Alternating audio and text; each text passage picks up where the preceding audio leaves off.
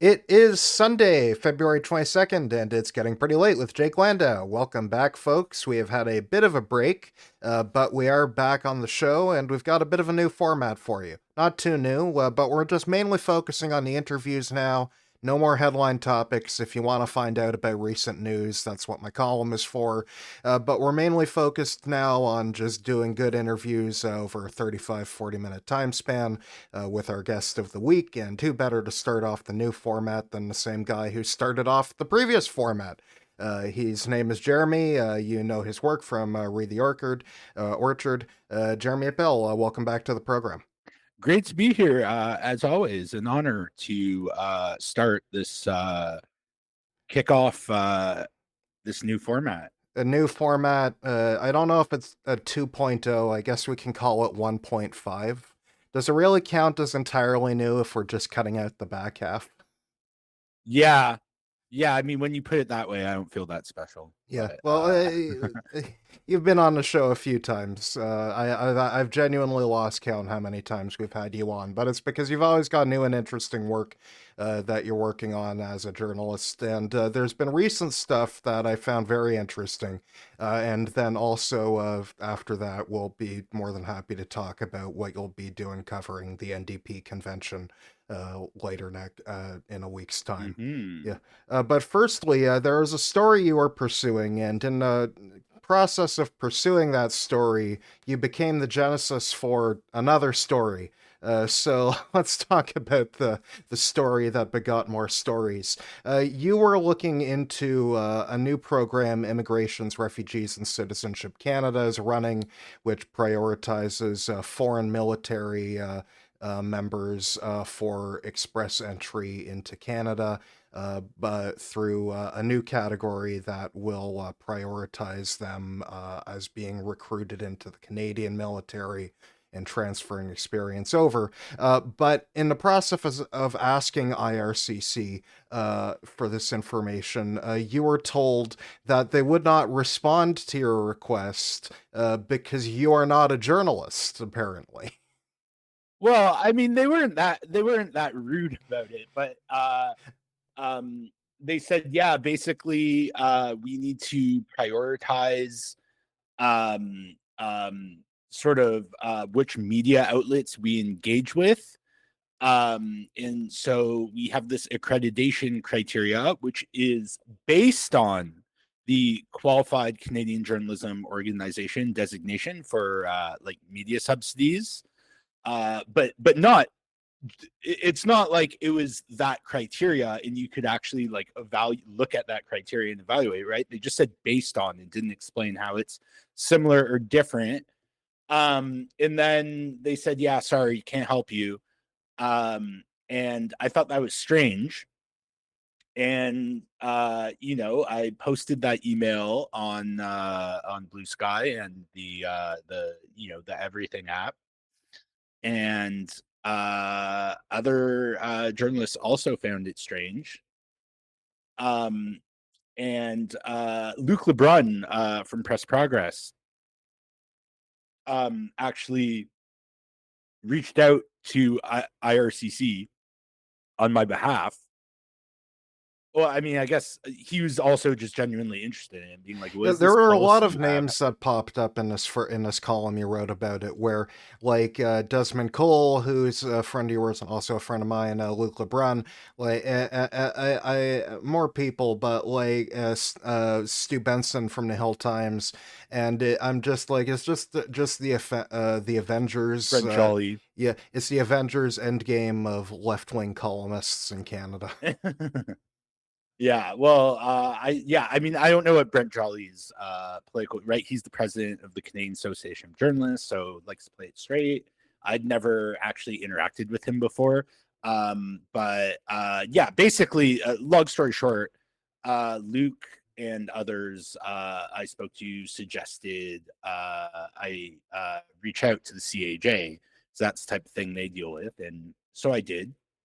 And I've had critiques of the CAJ in the past, and I have been a member before, but my membership lapsed a long time ago. But and Brent was very supportive. was like, yeah, this is gatekeeping. You're a journalist. You have every right to because it was also I wasn't asking for like an interview with the minister or No, you're anything, right? asking Or for a anything. basic statement from a spokesperson. And Yeah, and not even that, just information.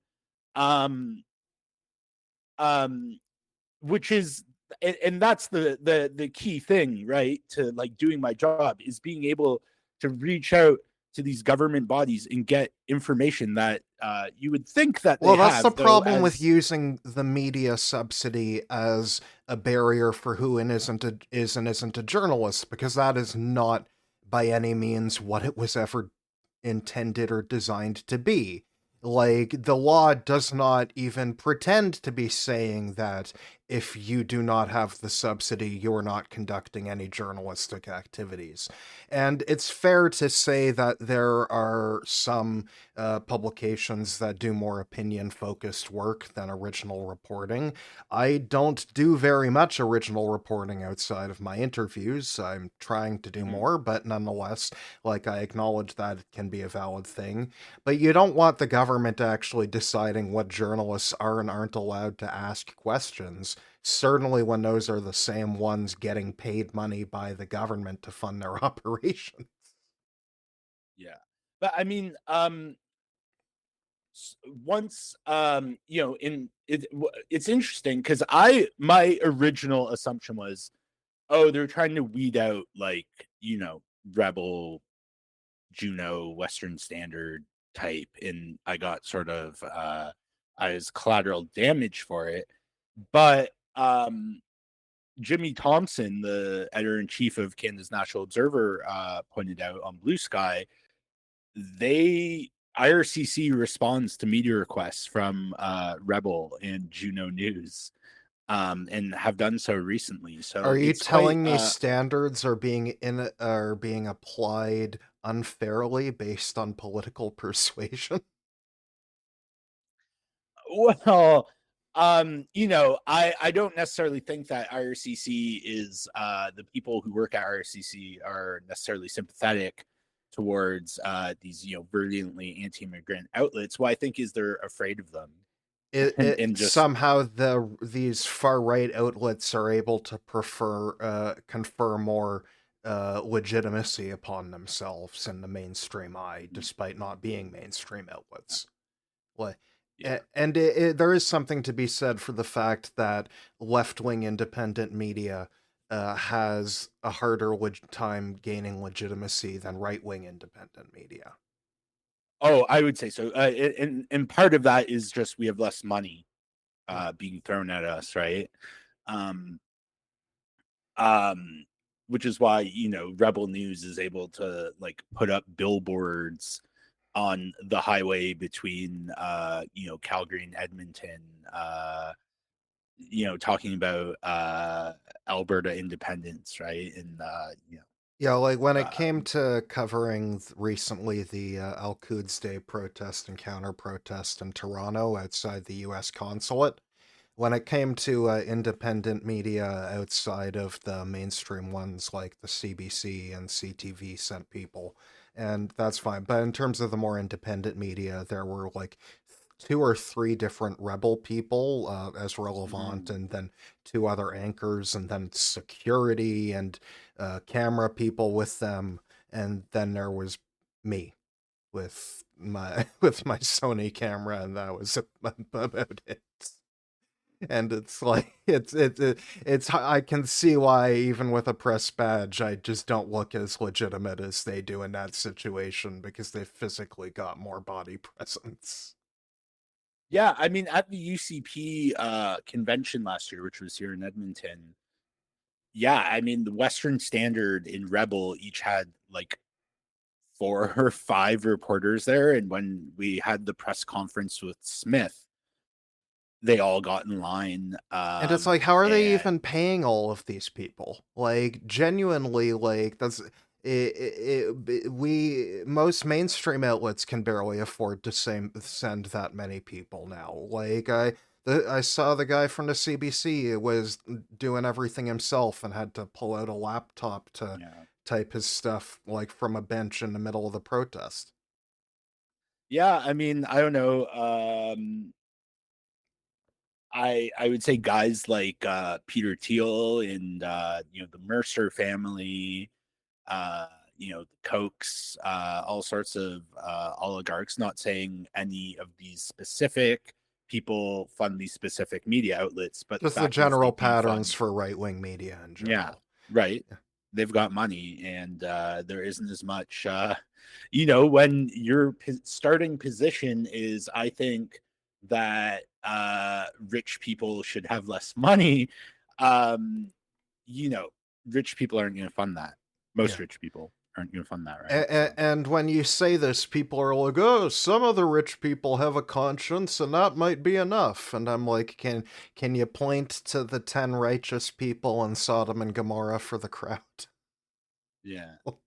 So that might be a bit too grim, but you get the idea. It's like, sure, there are a couple class traders among the wealthy, but they're by and large not funding things that would depower themselves. Right.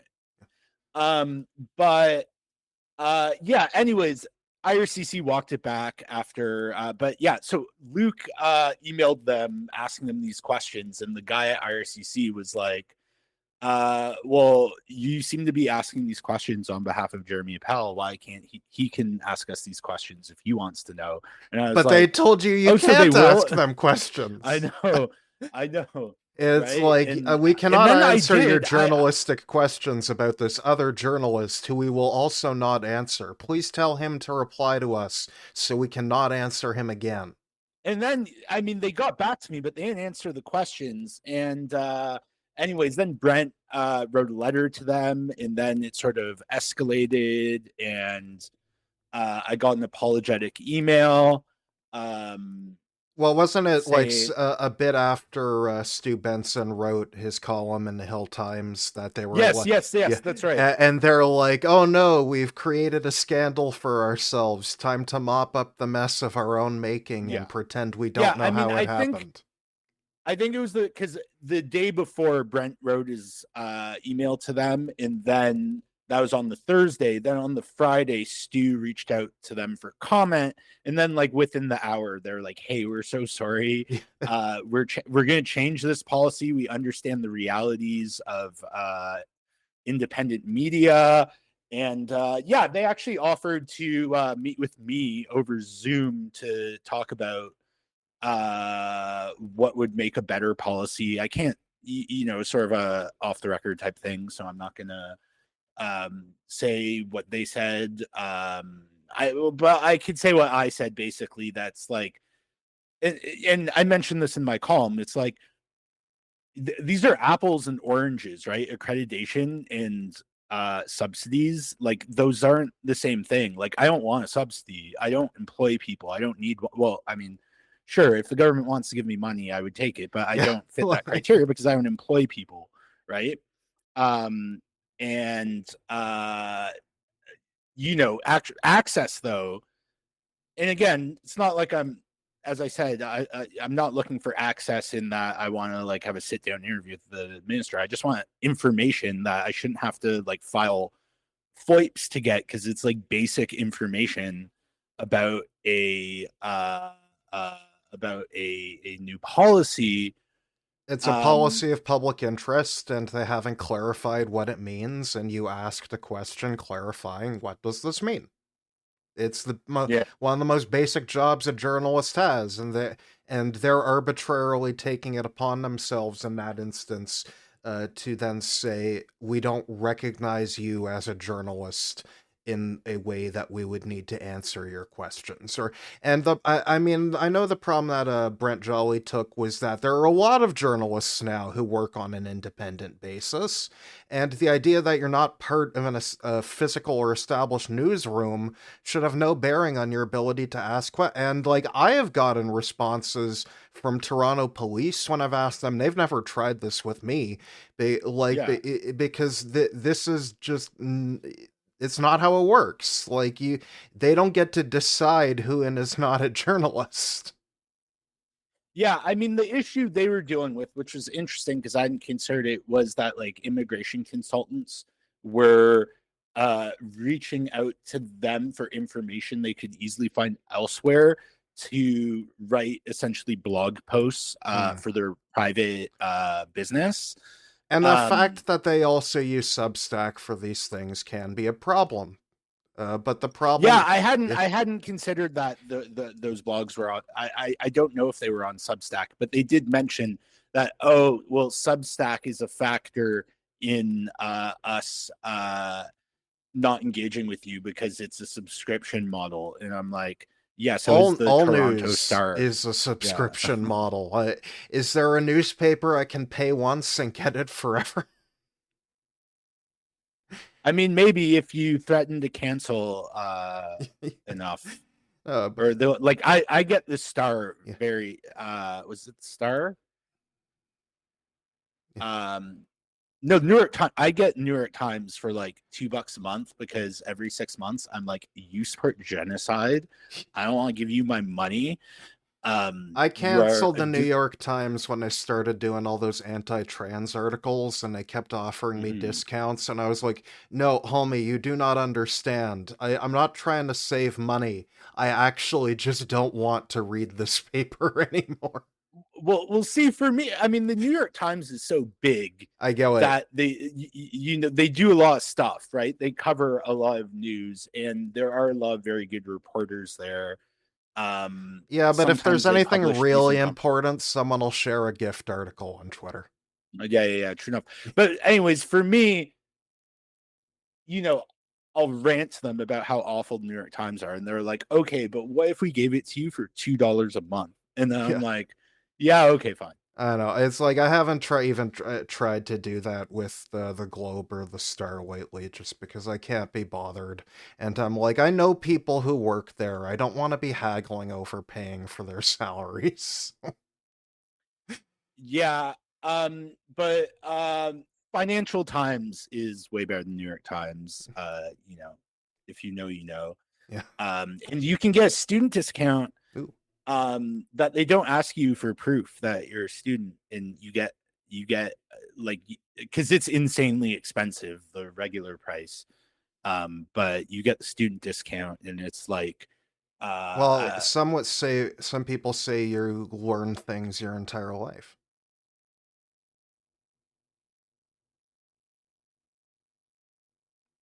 It was, yes, yeah, it'd yeah, take you a yeah, that's what. second for Sorry. the joke um to click in. yeah. Yeah. Uh, But yeah, I'm always learning. But anyways, so they backtrack, and they get back to me with a statement on my initial inquiry.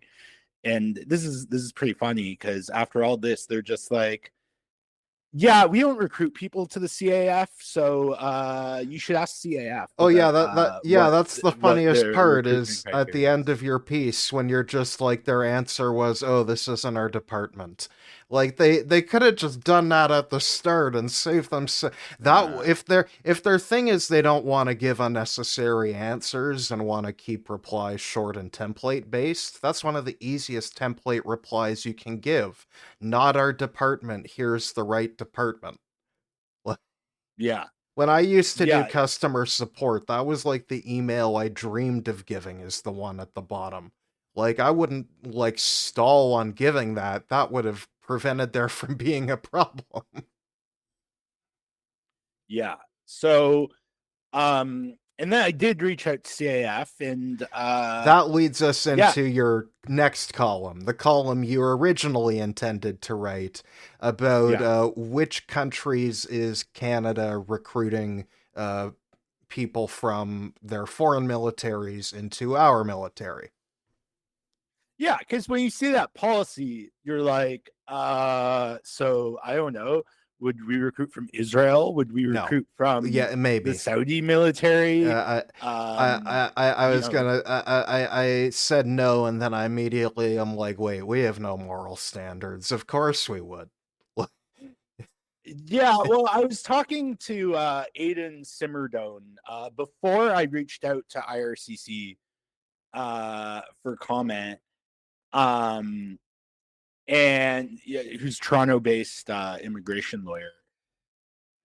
and he said, "I don't think Israel's going to be on there. I think they know what the optics of that would No, yeah. be." I Um, was slightly happily surprised to see Israel wasn't on there, but I know Turkey is on there.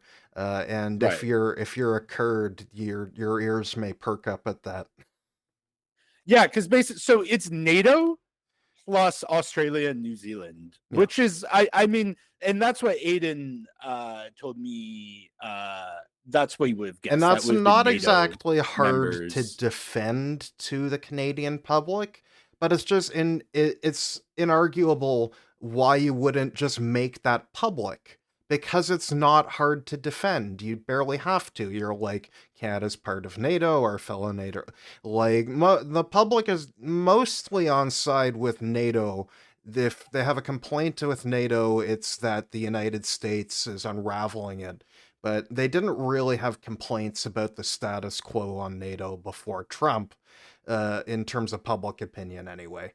And Australia and New Zealand also, of course, like it just because they're pretty close Commonwealth countries, and Yeah. people would say, well, India's a Commonwealth country too, and that's where the racism of the whole CanZ UK thing comes in, because uh, Oh yeah. yeah, not to get too into the nitty gritty on it, but like if you want to have great common relations with the rest of the Commonwealth, sure, but you can't only pick the white countries out of the Commonwealth. Yeah, I mean, I don't know if we'd want to recruit members of the Indian military because they've also committed a lot of atrocities, against Punjabi people and others. True, But but if we're I talking mean, I about mean war that's criminals, I feel like every country in NATO and Australia and New Zealand may be somewhere on the yeah, list. yeah. I mean, especially the United States in Turkey. I mean, you could also talk about Croatia, um, Hungary, right? I mean, um, and yeah, and so the CAF obviously says, oh, everyone has to go through like security checks, and I'm like, oh, how do these security checks ensure that people who haven't like committed major human rights abuses aren't um joining the CAF and becoming permanent residents through that program and just radio silence? Yeah, well, I mean, to be fair, I think when they talk about security concerns, they don't really give a shit whether these are horrible people. They mainly are wondering, are they going to be loyal to the Canadian military once they're here, or do they still have Yeah. loyalties to where they're coming from? Which is kind of the Right. wider problem with recruiting ex-service members from other militaries into yours. Like, I understand what it's not that a lot of countries have done this throughout history because it's a rapid way to gain experience and knowledge from foreign militaries, which can be very tactically useful and help accelerate and bootstrap your own military development. The problem is it has very high stakes because it's kind of like a prime way to slip people into your military, and if you aren't trusting them, then there's not really a reason to do the program. So you need to have strict verification, of course. But the problem is you can only do so much, and it only takes one of them to slip through the cracks, and then you have a massive internal crisis. You get what I mean? Like overall, like Mhm. it can be high reward, but it comes at high risk. Yeah. Yeah, I mean, certainly, but I think it's also uh telling that at a time where we're cutting all these like compassionate pathways towards immigration or stalling them. We're accelerating it Um if you'll kill people for us. yeah, or also if you're working transportation, obviously there's overlap there. If you work And in the if you're a auxiliary researcher, if you work in the auxiliary things the military does to help facilitate killing people. right, yeah. It's like I Um was just the mess hall chef, and I'm like, so you fed the people killing. You get what I mean? It's like if you're in the military, you're contributing to that core goal. mhm. Yeah, and you don't get to pick Yeah, who they're telling you to shoot. Yeah, I mean, most of the roles that they're recruiting for also from for permanent residency um, aren't combat roles. They're not right, Uh, and that's but if you important. look at but if you look at the non-combat roles, they're pretty important, like decision making, uh strategic roles, right? So um you know, if you've committed atrocities in Syria or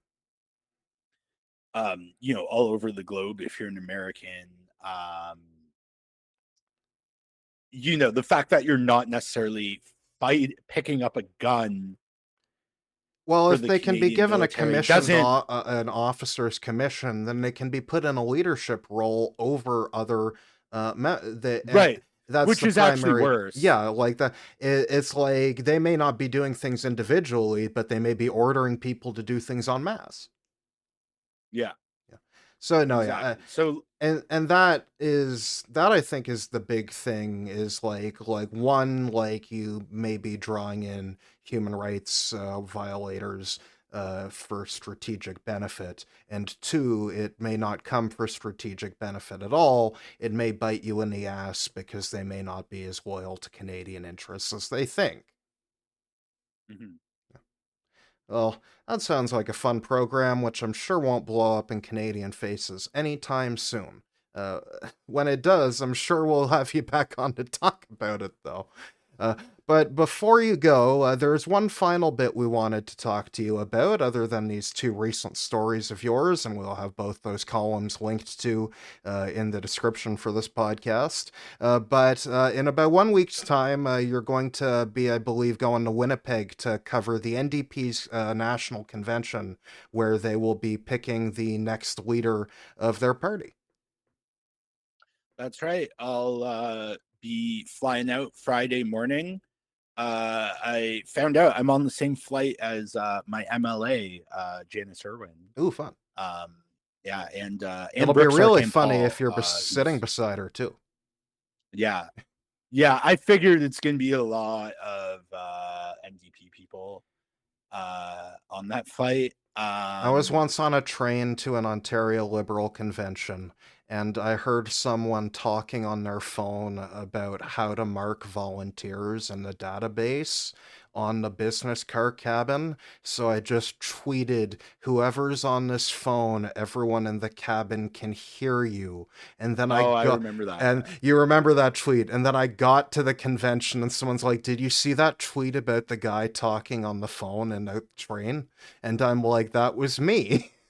Not me, but like that was my it's just it's always funny when there's just a train full of partisans going somewhere like to one of these things. They all just Yeah, take over the city and turn it into their horrible degenerate playground. yeah. But it's gonna be an interesting weekend. I think Avi Lewis is gonna win in a landslide. A landslide. That Do you think that it'll go to a second round ballot, or do you think he'll take it on the first? No, Oh, no, I think he'll take it on the first. That's what I mean by landslide. Like, I yeah. don't think he'll get like, it's not gonna be like Carney or Nenshi style margin. I don't think, because there is Right, again because a like lot Carney of got like 80 something on the first ballot, which yeah, is, yeah, yeah, and then she did too, right, yeah. for the Alberta NDP. But I think he'll get like 60%, 50, 60%. Like, I don't think there will be a second ballot. If there is a second ballot, then Heather McPherson, I think, has a better chance of picking up support. Um, but I don't know, because I think Rob Ashton's supporters are probably the ones who are most likely to pick Heather second. And McQuail and Johnson are more likely to pick Lewis. So even then, I think if it goes to a second ballot, depending on how close it is between Lewis and McPherson, um, I think And no it would. one's I given think any in cross endorsements, so right. people may In be fact, distributing their second and third choices very randomly. yeah, in fact, the Toronto Star reported this past week that McPherson was trying to get Ashton to do a cross endorsement, and Ashton refused, which is interesting because you know, I mean, Heather's been. I don't think she likes Avi. personally. That's the perception I get. I don't Um, think any Alberta NDP are like Suffy Lewis. no, that's not true. I I mean, mean look, anyone from the obviously, party establishment in Alberta. yeah, like Rachel Yeah. Notley, and apparently the Notleys and Lewises have always not like her dad didn't get along with Avi's grandfather. I do love a good Um, orange blood feud. yeah. Like, and it's similar. This is what Alvin Finkel told me, who's like a labor historian at Athabasca University. He lives in Edmonton because it's like an online university, but that and it's like similar sort of grievances that you see today, that the Grant Notley felt that David Lewis wasn't interested in the concerns of the Alberta NDP and their needs to Same as it ever win. was. Right, exactly. But yeah, and Shannon Phillips, who used to be close friends with Avi Lewis before she was an elected official, has been losing her mind. And I like Shannon. I've had her on the podcast. I think she's been quite ridiculous the past week. Sharing out of context clips from like a decade ago and demanding an apology from Avi. And I think Avi's Yeah. navigated these tensions well by saying, look, we can disagree. We don't have to agree on everything. We're all New Democrats. Like, he's like, I don't agree with Nenshi on fossil fuels, but I hope he wins. Like, he's been doing a good job, fighting for trans rights. And that puts people like Rachel Notley, Shannon Phillips, in other less major surrogates for McPherson in the position of being like, actually, no, we can't disagree. You have to do what we say, right? And um, And that's a problem uh, because if they're going to force a disagreement and say you got to be with us or with him, I'm kind of with him on the issue of climate change being an existential yeah, and threat. and most Like, people outside of Alberta would too. I mean, he did pick up an endorsement from Shay Anderson, who used to be the municipal affairs minister when the Alberta NDP were in power. Um, uh, Brian Mason endorsed McPherson, but he has uh, defended Avi on certainly on like foreign policy stuff, on like wanting to not increase military spending. Mason has said, I agree with this. And he was the leader of the Alberta NDP before Notley. So there are some potential peacemakers in there. But I am interested in, if he does win, how Notley, her husband Lou Arab as well, who works for CUPE, is a pretty influential guy in Alberta NDP politics in his own right. Shannon Phillips, who now works at a GR firm with Ken Bosencool, who's like a neoconservative critic of Danielle Smith, and Tyler Meredith, who you're probably familiar with because he's liberal. I've had him on the Uh, show before. oh, have you? I Have have. you? Oh yeah. Yeah, I know Yeah. Tyler. We disagree on a fair number of things, but we're Mhm. friends. Yeah, he seems like a nice Yeah. guy. I've had some like also some like polite disagreements with him on Twitter, and he's been a He good sport enjoys about it. disagreeing with people he thinks are intelligent. Right. Yeah. And that's, yeah.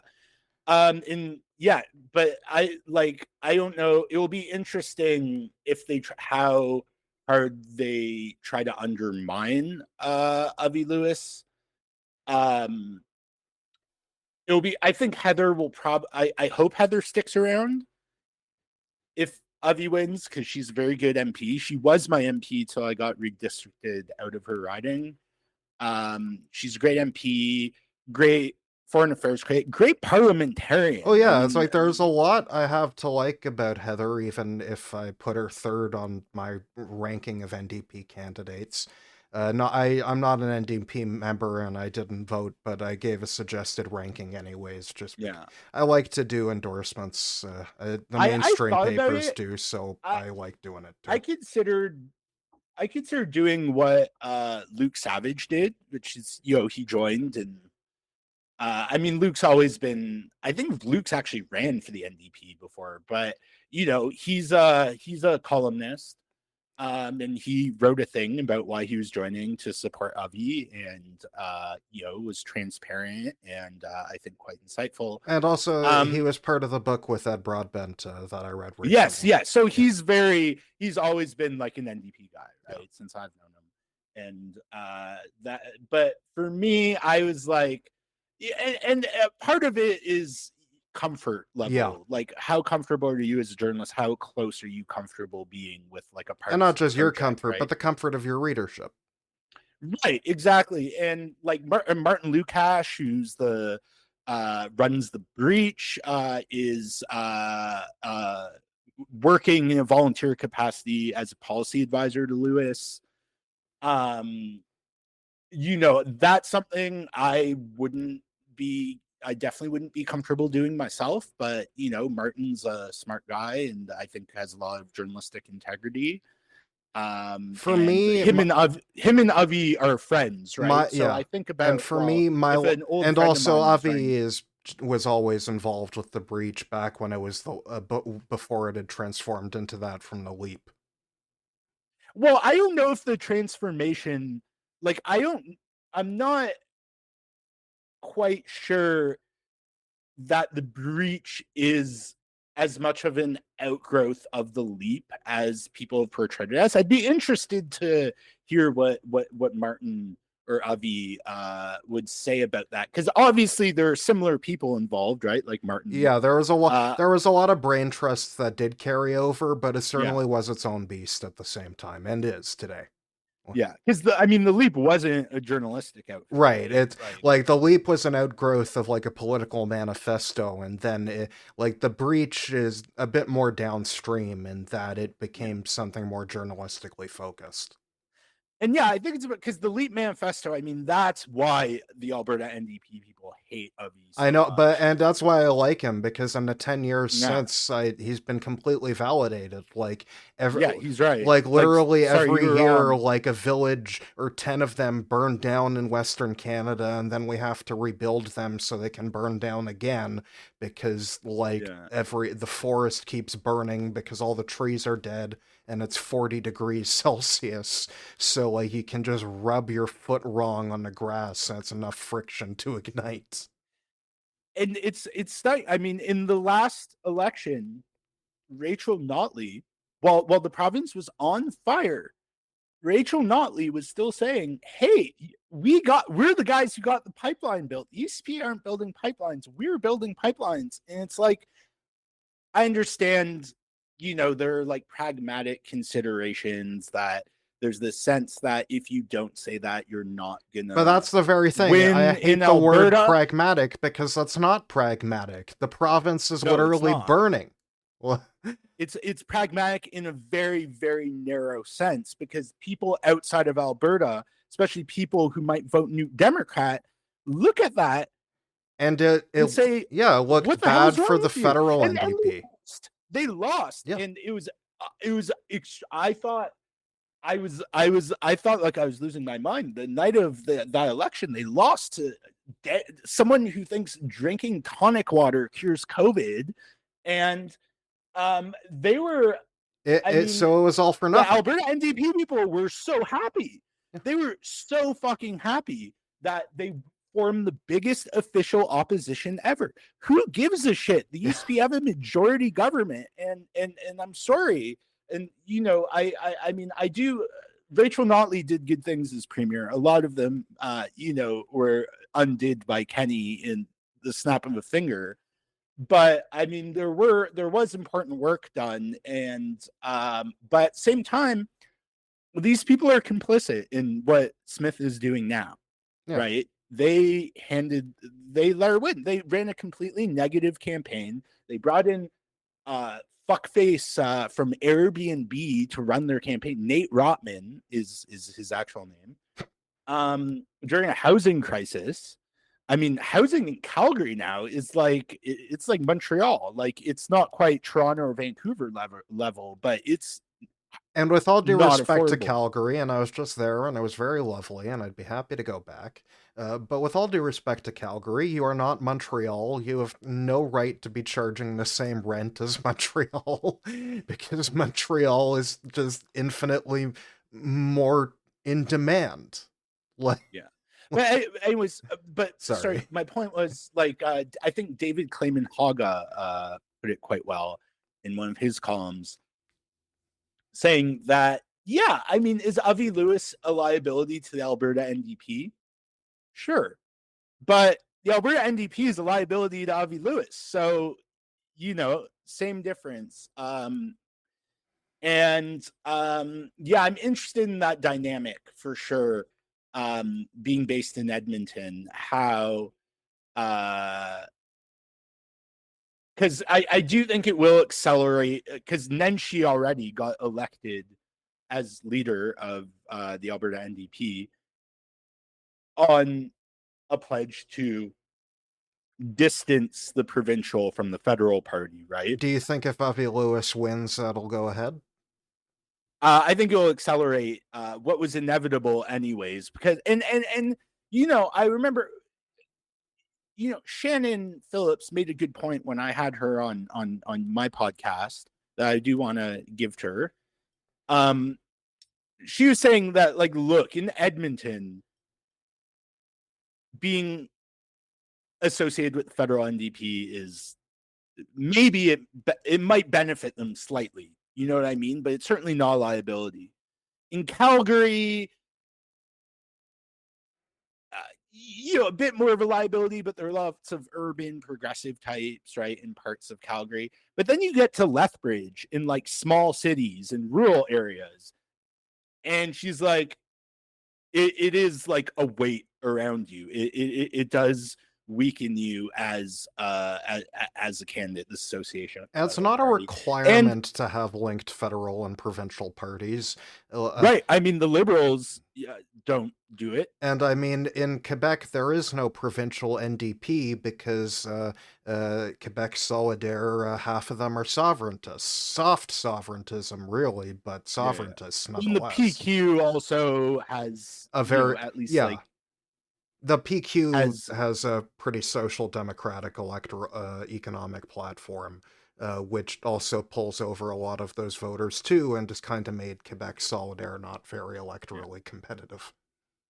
But also, I mean, Bouleris, who donated money to McPherson's campaign, um, uh, like $500, like not a huge donation, but a donation, which is I'm gonna have a story on the sort of breaking down the donation figures more because sort of the headline numbers are that like Avi Lewis has raised like $1.2 million, right, which is like record breaking, and Heather's raised like half of that, and then Avi's raised Ashton. Heather and Rob's amount combined.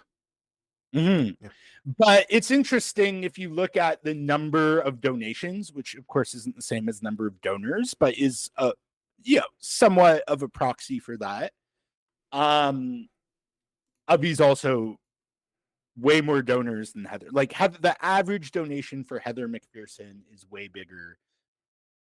Like it's like I wouldn't say way, it's bigger than Avi's, right? Like she's getting more big donors. And then I have to go through Ashton and Johnston and McQuail's numbers, which won't take as much time because there's less. But I would imagine it was interesting seeing who these people's biggest donors are, right? Like Heather, it's a lot of Alberta NDP people, Brian Top, NDP establishment types. Avi, it's a lot of it's his family, his mom, his dad, his aunt Janet Solberg, his wife, of course, Naomi Klein. Jan Martel, the author of Life of Pi, gave him like $3,500. Um, and he yeah, and some former MPs, right? Like Libby Davies, who was one of the first people I think to endorse him, gave him some money. So overall, Avi's got a pretty broad support base. Yeah, I would say so. A lot of small donations. Like Yeah. as I was going through the spreadsheet to highlight all the dollar amounts to add it up and then get the average, it was just like once you get to like the smaller donations, it's like wow, like just right, like Yeah. 11,000, like 11.5 thousand people donated to Lewis's campaign, which is well, not 11.5 thousand people. He has 11.5 thousand donations, so You're right. maybe Which can 8 or 9 include thousand, people right? doubling Like, up. But usually, yeah, for in sure. my Like his experience, mom's people there don't twice. piece it up unless they have a monthly subscription donation, which is not usually the case for a limited time nomination contest. Yeah, But and I mean that's same with Heather yeah, too, right? right. Like, Anyways, so in closing, where can people find out your NDP event coverage when it starts going on the 27th? readtheorchard.org.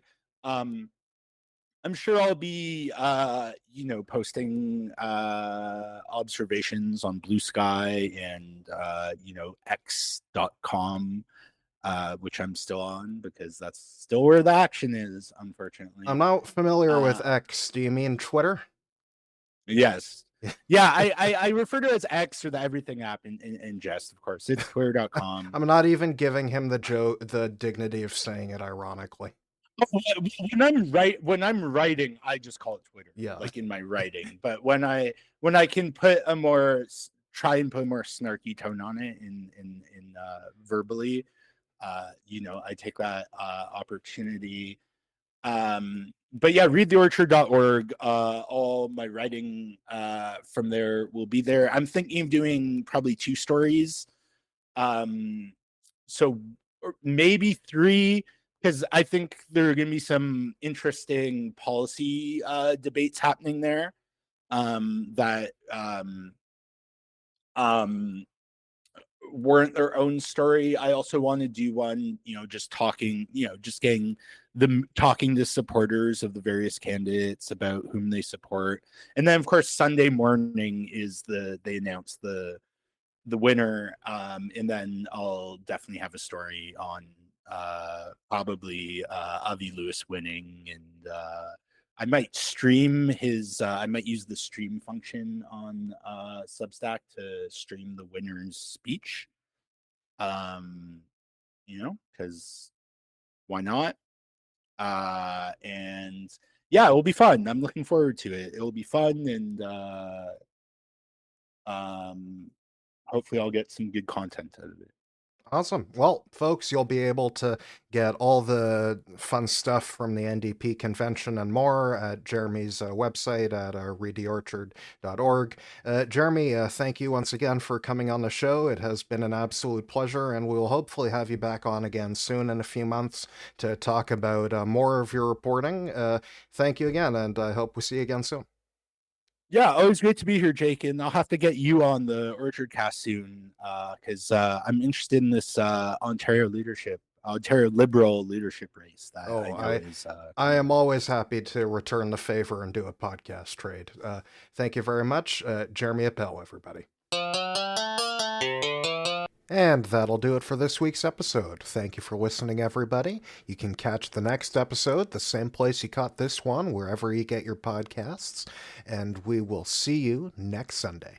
Cheers. This is the end of the show. Bye.